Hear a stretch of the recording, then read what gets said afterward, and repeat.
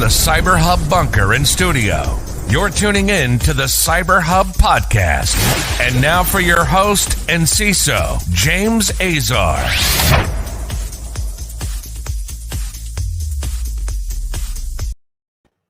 All right, everyone. Happy Monday. It's March 8th, 2021. It's International Women's Day, and I'll have a special message about that here in just a few moments as we kick off today's show, which is a very, very busy one. 5 different things to talk about, all very critical for practitioners in cybersecurity. So we're going to get to that here in just a moment, including a Microsoft Exchange update that's significant, a Solarwinds update, the SITA update, and on the airlines, which a lot of us is a strange thing to say today. Airlines, we haven't flown in over a year for many of us, as well as Russia and Lithuania going at it in the cyber realm. So a lot of things to talk about today, but if this is your first time tuning into the show, thank you so much for tuning in. We are live on Facebook, LinkedIn, and YouTube, so make sure to subscribe, comment if you're listening after the fact on your favorite podcast listening platform, subscribe and share today's episode. Today's episode is brought to you by our friends over at KnowBe4 and Wistic. Thank you so much for your support. And before we get started on the cyber stories today, a few things, and we'll do our ceremonial sip of coffee here, folks. My double espresso to kick off this Monday morning. What's your drink of choice on a Monday? But it's also International Women's Day, and we a lot of times talk about how do we get more women in cybersecurity, and we often hear about and we go to these events and there's these panels, and we kind of regurgitate some of it. So I kind of want to say the following. The best way to get people into cyber is to hire the most women in cyber is to hire the most qualified people into them and give them an opportunity. We have to overcome a base of where IT wasn't as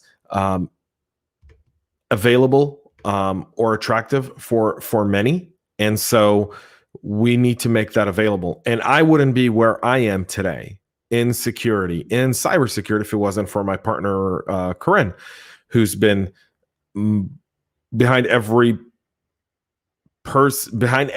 kind of man, there's someone who's kind of whispering in their ear and guiding them through this journey. And I wouldn't be where I am today if it wasn't for my partner, Corinne. I wouldn't have started this podcast. I wouldn't be such a voice.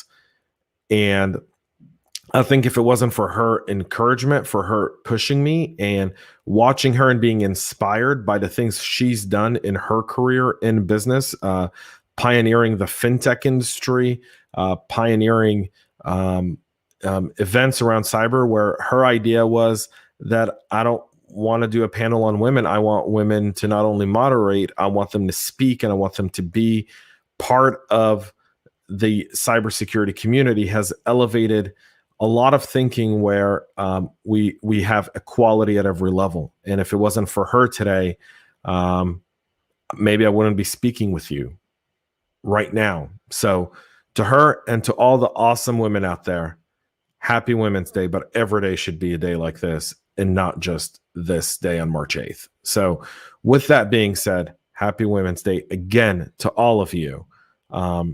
And we'll continue to take on the battles that we need to in order to make it a more equal playing field for all. So let's get right into today's practitioner brief after that little thing. So here we go. Microsoft shares additional mitigation for the Exchange server vulnerability that's now under active attack, with over 30,000 documented organizations that may have been impacted by the Exchange security hole. Microsoft has released in a blog post here several remediation efforts that need to be taken in place by customers who cannot patch their Exchange servers. Now, these mitigations are not remediation if your Exchange server has already been compromised, nor do they fully protect you from the attack. So a lot of people think that by doing this, you eliminate the threat. The threat is not eliminated. You're simply ensuring that no one else can take advantage of the threat. You still need to go back and do some work and get your get your team on it. So one recommendation is obviously to install the security patch, but if you can't, implement an IIS rewrite rule and disable unified messaging exchange control panel, VDIR, and offline address book and VDIR services. These mitigations have known impact to functionality described below in detail. This is on the blog for Microsoft. I'll also share this in the comments or in the show notes. Or at our website at cyberhubpodcast.com. You can see the entire blog post from Microsoft on this thing.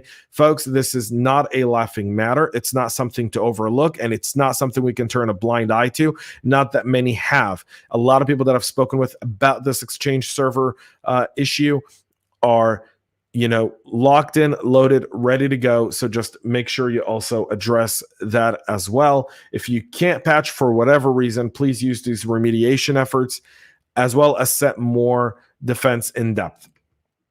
Multiple airlines are impacted by a data breach at aviation IT firm SITA. So SITA, who essentially runs frequent flyer programs for airlines, reported on Thursday, and we reported on it last week, that the attack, which it was described as highly sophisticated, affected certain passenger data on servers of SITA passenger service systems, which operates passenger processing systems for airlines.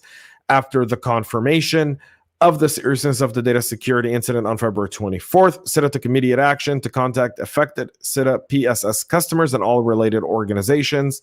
Several airlines have confirmed being affected in the breach, including Singapore Airline, Malaysia Airline, Finland, Finnair, Jeju Air in South Korea, and Air New Zealand. Singapore told customers that it's not a customer of the SITA PSS, but since at least one of the 26 Star Alliance member airlines is a PSS customer, SITA has access to some frequent flyer data for all Star Alliance airlines. Star Alliance is one of the world's largest global airline networks, folks. Singapore Airlines says roughly 580,000 members of its KrisFlyer and PPS programs are affected by the breach. Another sophisticated supply chain attack on an IT vendor. We're starting to see a trend here as more and more of this stuff gets taken into place. All right, folks, let's move to our next story, which is Russian hackers exploit Lithuanian infrastructures. So hacker groups linked to Russia's intelligence conducted cyber attacks against top Lithuanian officials and decision makers last year and used the Baltic nation's technology infrastructure as a base to hit targets elsewhere. This is according to a report by the Lithuania Intelligence Services published on Thursday. Again, the maliciousness of the Russian regime cannot be underestimated at this point. From a cybersecurity perspective, Russian intelligence operations pose a major threat to Lithuania's national security, according to the Lithuania lawmakers and their state security department. The report estimates that the overall threat of cyber and information attacks have increased in Lithuania as the number of cyber attacks was continuing to grow annually. These activities were well coordinated and fueled by anti-Western propaganda coming out from the Kremlin. Similarly to its neighbors, Estonia and Latvia, Lithuania's relations to Russia have remained icy since the nation regained its independence after the fall of the communist Soviet Union in 1991. So this is significant. This is another Russian attack on a nation state. And the question is, when will NATO declare a nation-state on nation-state cyber attack a breach of sovereignty and almost a declaration of war, no different than if someone was to attack a NATO state today? That would be a great way to really create some sort of block and reconsideration of the type of cyber activities that people take. We move on to another really, really big stories, folks. It's a ton of them today. Microsoft FireEye unmasked more malware linked to the Solarwinds attackers. 3 new strains of malware have been discovered by the folks over at Microsoft and FireEye. These are companies that are being used in late stage activity by the threat actor. The malware families include a backdoor that's called GoldMax, and Sun Shuttle by FireEye, dual-purpose malware called Cybot that was discovered by Microsoft, and a malware called Goldfinder, which was found by Microsoft. According to the GoldMax Sun Shuttle malware, it's that it can select and refer from a list of popular website URLs like Bing, Yahoo, Facebook, and Google to help actually blend the network traffic in order to create a more stealthy way to bypass detection. The SunShutter backdoor is a sophisticated second stage backdoor that demonstrates straightforward but elegant detection evasion techniques via the blend-in traffic capabilities for the command and control communications. According to researchers over at FireEye, SunShuttle would function as a second stage backdoor in such a compromise for conducting network reconnaissance along the other Sunburst related tool. Upon execution, the backdoor, written in Go programming language, first enumerates the victim's MAC address and compares it to a hard-coded MAC address value, which researchers say is likely the default MAC address for the Windows Sandbox network adapter. If a match is found, the backdoor exits. If not, it determines the configuration settings for the system and then requests and retrieves a session key for the C2 server. Once a session key is retrieved from the C2 server, the malware issues a beacon that retrieves commands and then parses the response content to determine which commands should be run. The CBOT malware, which according to Microsoft researcher also is designed to achieve persistence on infected machines before downloading and executing a payload on a C2 server.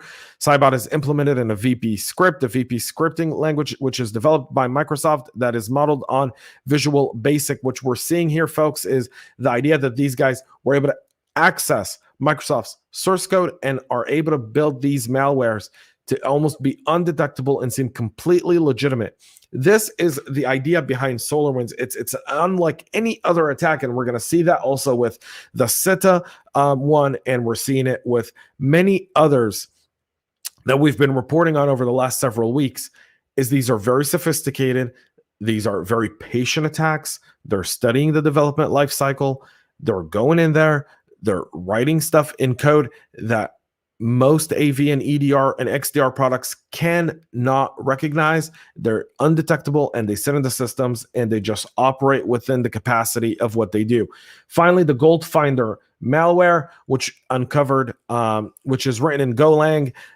They said that Goldfinder is likely used as a custom HTTP tracer tool that logs the route or hops that a packet takes to reach a hard-coded C2 server.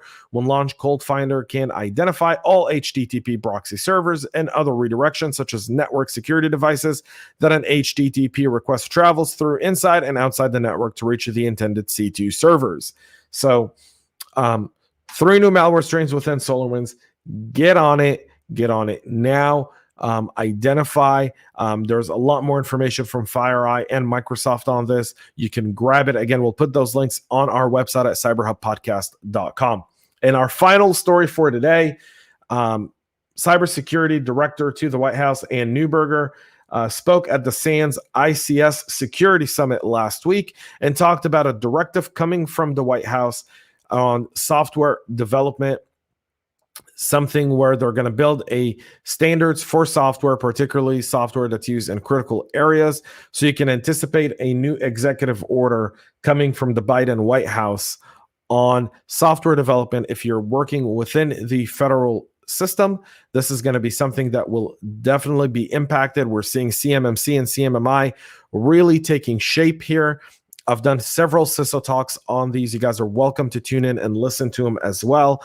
And we'll reach out to Director Neuberger here as well and try to get her on the show over the next several months if we can to talk a little bit more about these directives and what the White House plans to do to address this from now the newly cemented cybersecurity office in the White House, which is a upgrade, folks, from the previous administration, which did not really have any cybersecurity czars or leaders working with the president on this. They've pretty much relegated it to DHS, CISA, DOD, and NSA.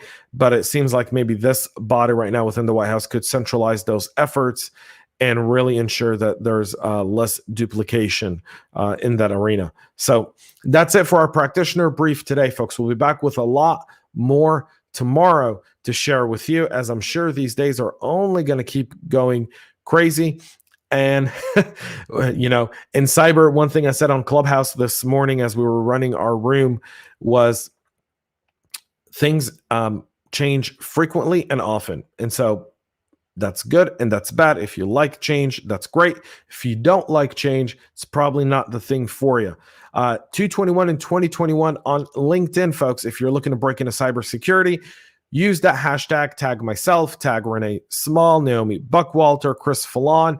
We would love to help you break into cyber. 221 people in 2021. We're almost at 20. I believe we're at 19 as of Thursday. I have not checked the updated list as of this morning, but I will do so later today and report on it tomorrow. So make sure to join that. Also, our webinar on March 17th. Tomorrow, Wednesday and Thursday, I'll have guests here joining me on the Practitioner Brief, so you won't want to miss it. Definitely a lot to talk about over the course of this week, and definitely around securing your supply chain, which is a March 17th webinar we'll be holding. You can register right now if you actually look, no matter where you're watching, in the body of this video, you'll see a link to register, so make sure to do so. Until then, folks, and until next time, my name is James Azar. Thank you so much for watching. Thank you for tuning in. Make sure to subscribe, comment, and share, and we'll be back with more then. Till then, stay cyber safe. We love feedback, so make sure to connect with us on social media and subscribe to our podcast on your favorite podcast listening platform.